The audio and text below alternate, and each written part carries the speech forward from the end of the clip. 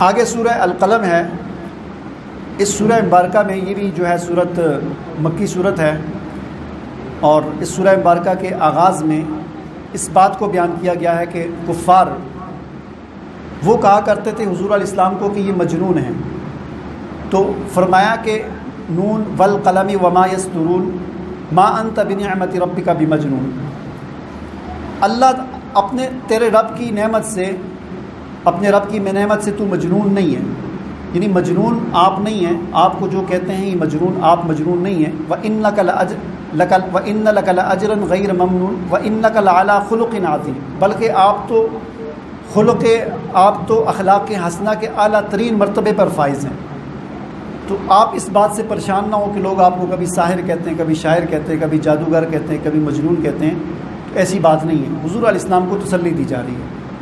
پھر اس سورہ مبارکہ میں ایک بڑی اہم چیز جو بیان کی گئی ہے وہ ہے ولید بن مغیرہ یا اخنس بن شریق.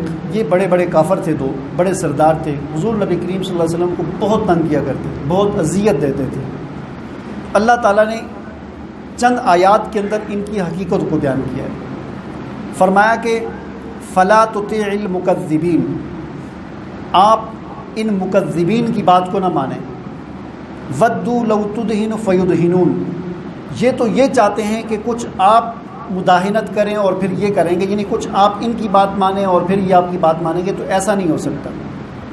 اور فرمایا کہ ولا تطع کل حلاف مہین، آپ ہرگز بات نہ مانیں اس شخص کی کہ جو بہت حلاف قسمیں اٹھانے والا ہے، مہین بے وقت ہے، حماز تانے دینے والا ہے، مشاء چغلیاں کھانے والی. یہ سارے اس کے اوصاف بیان ہو رہے ہیں، اس کی خرابیاں، کہ یہ ایسا بندہ ہے، اتنا گندا غلیظ بندہ ہے کہ قسمیں بہت اٹھاتا ہے، بے وقت ہے، اس کی کوئی عزت نہیں ہے، تانے دینے والا ہے، چغلیاں کھانے والا ہے. بنمیم مناع للخیر، خیر کے کاموں سے روکتا ہے، ہر بلائی کا کام جو تو اس کے آگے رکاوٹ بنتا ہے.